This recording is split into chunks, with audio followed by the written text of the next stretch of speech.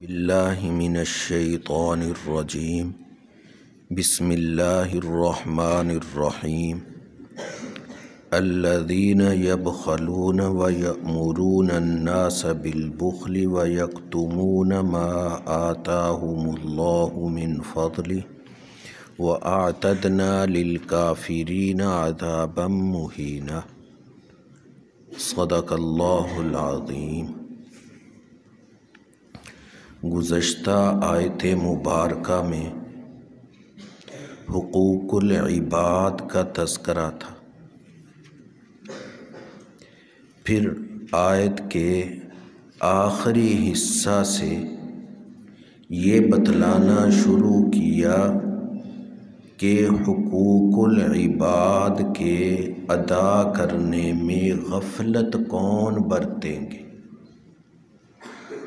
وہ کون کون سی خامیاں ہیں جن کی وجہ سے حقوق ادا کرنے میں کوتاہی ہوگی۔ ان میں سے پہلی یہ بتائی تھی کہ وہ ہے تکبر اور غرور۔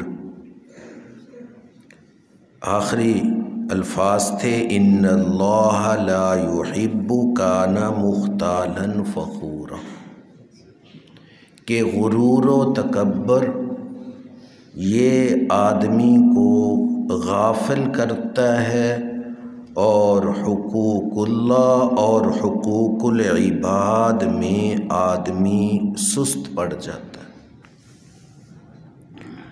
آگے اور جو سبب ہیں وہ ذکر کیے، ان میں ایک سبب بخل ہے۔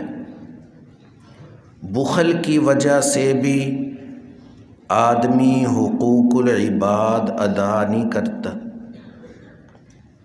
اور ان میں ایک وجہ نام و نمود بھی ہے، نام و نمائش بھی ہے۔ جہاں تو نام نمائش کی بات آئی وہاں دے دیے، اور جہاں ایسا نہیں موقع تو وہاں پر نہ دیے۔ اور ان سب سے بڑھ کر اللہ پر اور آخرت پر ایمان نہ لانا یہ وجہ بھی ہے۔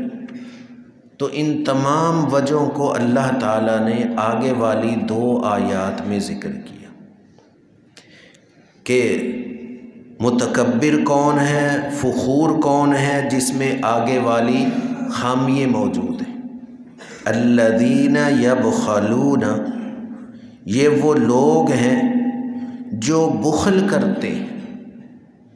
وَيَأْمُرُونَ النَّاسَ بِالْبُخْلِ، اور لوگوں کو بھی بخل ہی سکھاتے ہیں، بخل کی ہی تعلیم دیتے ہیں، بخل کا ہی حکم کرتے ہیں، خواہ وہ اپنے عمل سے یا عمل اور زبان دونوں سے۔ تو خود بھی بخل کر رہے ہیں کہ خیر کے کاموں میں، دوسروں کے حقوق ادا کرنے میں پیسے خرچ کرنے پڑیں تو ان کی جان نکل جاتی، اور دوسروں کو بھی روکتے ہیں۔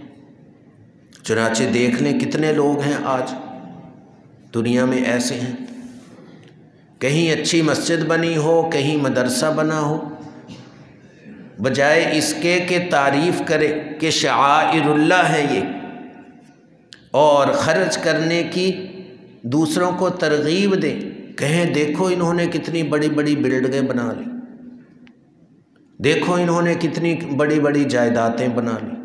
نعوذ باللہ، یہ کوئی مدرسے جائیدادیں ہیں؟ وقف ہیں۔ یہ مسجد کوئی جائیداد ہے؟ وقف ہے۔ مدرسہ کوئی یہ جائیداد ہے؟ یہ وقف ہے۔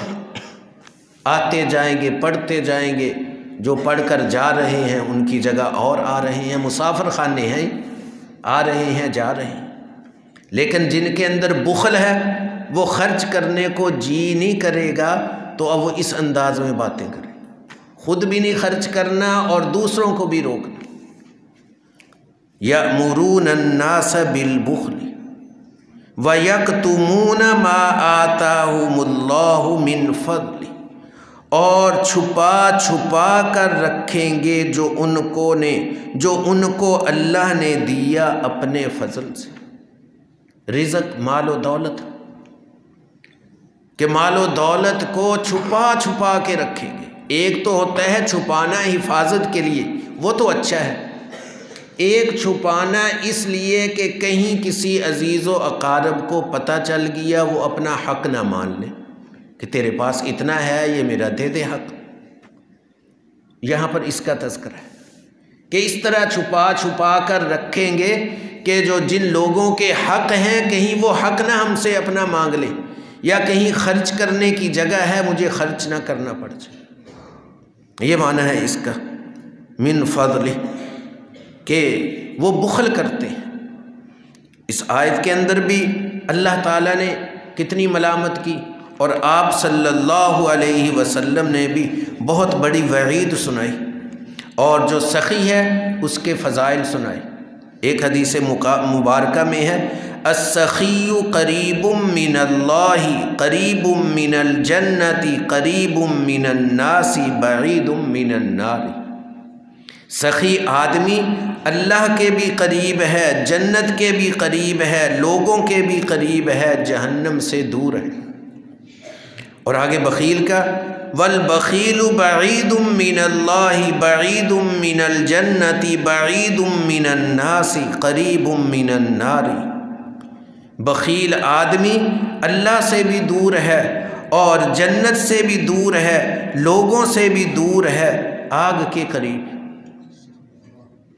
اور آگے تو عجیب الفاظ ہیں والجاہل السخی احب الی اللہ من عابد بخیل، کہ ایک آدمی ہے عام سا، بس نماز روزہ ضروری عبادات کی اور زیادہ عبادات نہیں کرتا، لیکن سخاوت بہت کرتا ہے۔ فرمایا کہ یہ شخص جو ضروری فرائض واجبات ہیں ادا کرے اور بہت عبادات نہ کرے، یہ اللہ کو زیادہ پسند ہے ایسے آدمی سے کہ جو عبادت تو بہت کرتا ہے لیکن کنجوس بھی حد درجے کا۔ یہ اللہ کو پسند ہے کہ رات دن عبادت میں ہے لیکن بخل ہے، اور ایک یہ ہے کہ رات دن عبادت میں تو نہیں، جو ضروری عبادات ہیں وہ تو کرنی ہے، وہ تو کر رہا ہے وہ، لیکن وہ سخاوت کرتا ہے تو اللہ کو سخی، یہ عابد بخیل سے زیادہ پسندیدہ۔ اور دوسری تفسیر اس آیت کی من فضلہ سے مراد عام ہے، مال بھی مراد ہے، علم بھی مراد ہے۔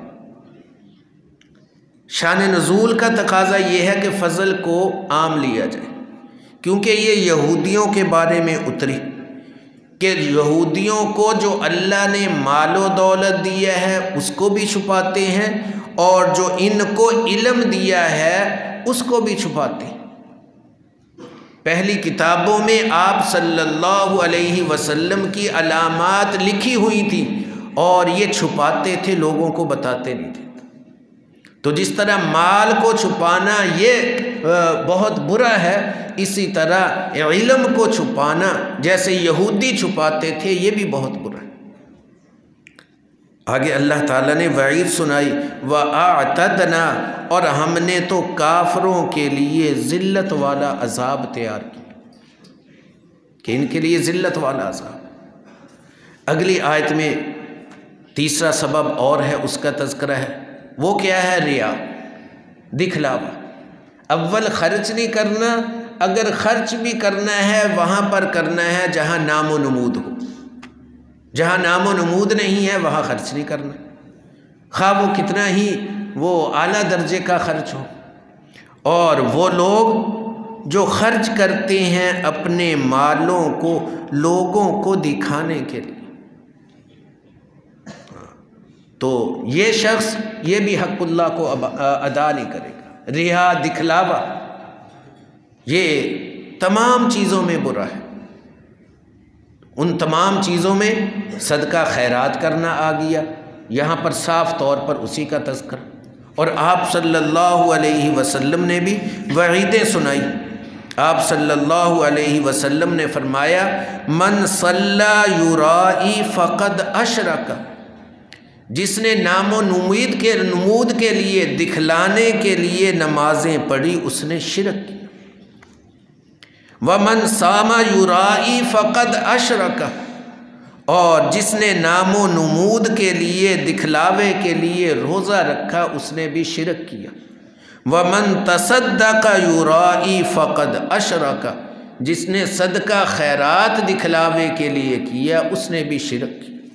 تو یہ دکھلاوا یہ بھی آدمی کو حقوق العباد کے ادا کرنے سے روکتا ہے، اس لیے دکھلاوے کو بھی جو ہے آپ صلی اللہ علیہ وسلم نے شرک قرار دیا۔